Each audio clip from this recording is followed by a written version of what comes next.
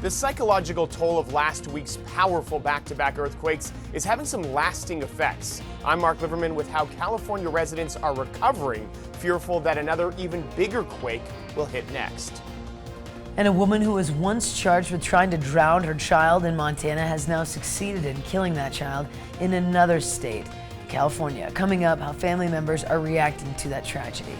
Just ahead of 6:30 on this Monday, Chet Lehman, Missy O'Malley with you. Matt has our forecast in a moment. Our top story, thousands of aftershocks not helping residents in California recover from last week's powerful earthquakes. Officials say water and power has been restored in Ridgecrest, but bus service will be starting back up as of today. There's a lingering psychological toll that residents are facing. CBS's Mark Liverman has more. And my mom, she was, oh, there you go, aftershock. Right there, baby. The aftershocks have been non-stop since last week's two earthquakes rocked California. You didn't feel it? I did.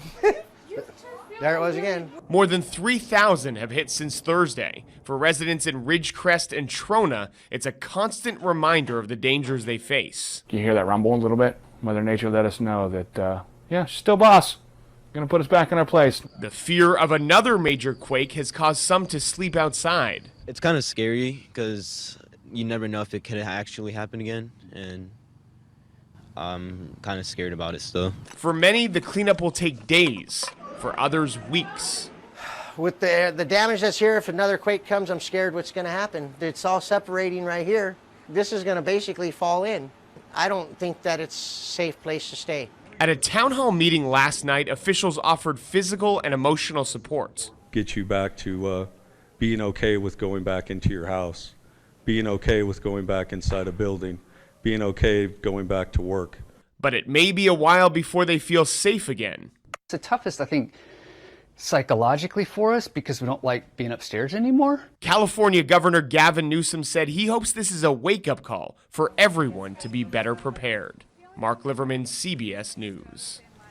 Now, California will spend more than $16 million on new quake detecting sensors all across the state. Still an imperfect science at best, Wow. predicting an earthquake. Yeah. Yep. It's pretty easy to tell when they've happened, but when it's going to happen Yeah, is a little that's bit tricky. hard. Fortunately, no fatalities, no serious injuries from Yeah. that, but we'll just keep an eye on that for the next little bit. Matt, you've been keeping an eye on the weather. I have Kind been. of crazy stuff yesterday. Sounds like maybe another chance of that. Yeah, probably not quite as active or strong with the storms. Our temperatures are going to be a little cooler, and that'll temper some of the stronger storms. That may not be the case for neighbors to the east, eastern Montana.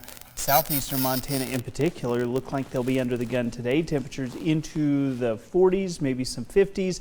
Pretty quiet start to the day, a decent amount of cloud cover early on. But those showers and thunderstorms start to develop around the noon hour, continue through the afternoon and evening. Another surge of moisture expected early tomorrow morning, and then the temperatures start to warm up. We'll talk more about that, of course, coming up in a few minutes. Just in time for Folk Fest in Butte. There you go. Looking forward to that. Yep. Our top story for you here out of the Treasure State at 6:32. A fatal hit and run killed a 10-year-old boy in Hamilton yesterday. The suspect was at large for a portion of the evening, but now officers say they have located him, booked him into the Ravalli County Jail. The Ravalli County Sheriff's Office confirmed Joseph McNamara was apprehended at a house in Hamilton last night. Information from a traffic stop led officers to that residence where McNamara was found after a 6-hour search. He was charged in connection with hit and run that killed a 10-year-old Hamilton boy. Montana Highway Patrol investigating that hit and run, promises to release further details as they become available. And one person is suffering from at least 2 gunshot wounds after a shooting on Sunday in Billings. According to the Billings Police Department, just after 4:30 p.m., a 40-year-old Billings man was transported by ambulance to a local hospital. Billings police are still searching for a suspect. And a man was taken to the hospital with life-threatening injuries Friday evening after shooting in Kalispell. Police say officers were called to a home southwest side of that city where they found a 33-year-old man with a gunshot wound. Kalispell Chief of Police Doug Overman says the victim was taken to Kalispell Regional Medical Center with life-threatening injuries, where he remains in critical condition. Another man taken into custody pending further investigation. That incident does remain under investigation. Here's just a devastating story for you now. A 7-year-old boy has died almost 1 week after police say his mother tried to drown him in Tulare County in California. Yeah, the boy's family says he passed away Saturday evening. We say the mother, Sherry Telness, who faced charges of trying to drown the same boy in Montana a decade ago, also drowned the boy's 12-year-old brother in an irrigation ditch. His brother Jackson died immediately following that June 29th incident. Madaris Babb spoke with the heartbroken family. It has been an overwhelming week for the family of the Telness boys coming from Arizona and Montana to visit their relative hanging on for his life. It's been exhausting in a way that I have not been exhausted in a very, very long time. Ellie Brown is the aunt of Jacob and Jackson Telness, the two boys in this photo who Tulare County police say were drowned by their mother in late June around 5 in the morning. This all happened after a neighbor reported Sherry Telness was acting strange.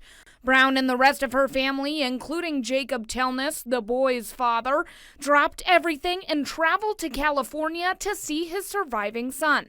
A GoFundMe raised around $2,000 to pay for the father's plane ticket, but now that both the sons have died, the family has no more money to spare for the remaining costs. However, thanks to California's Crime Victim Compensation Program, the boys will be cremated and sent to the father. We do appreciate everything that the community has done for us.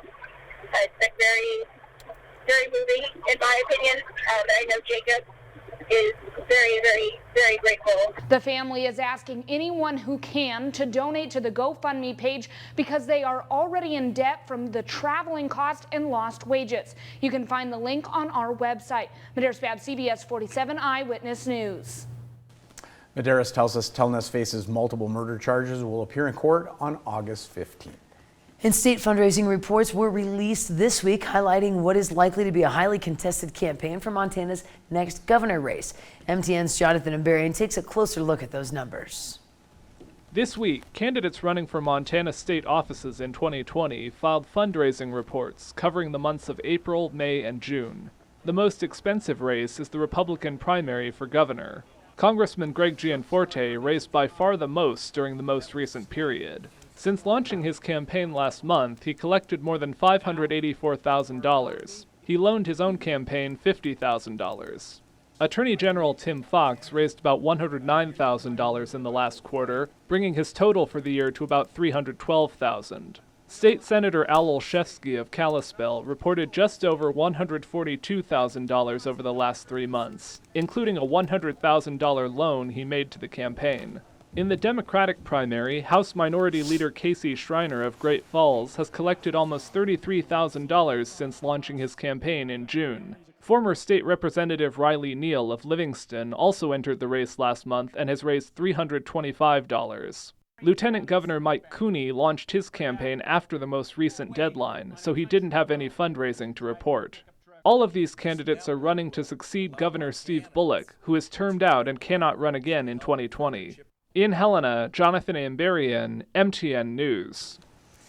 And as always, you can find out more information about the fundraising and the other statewide races on our websites. Staying on the campaign trail, Governor Steve Bullock has released his presidential campaign fundraising numbers.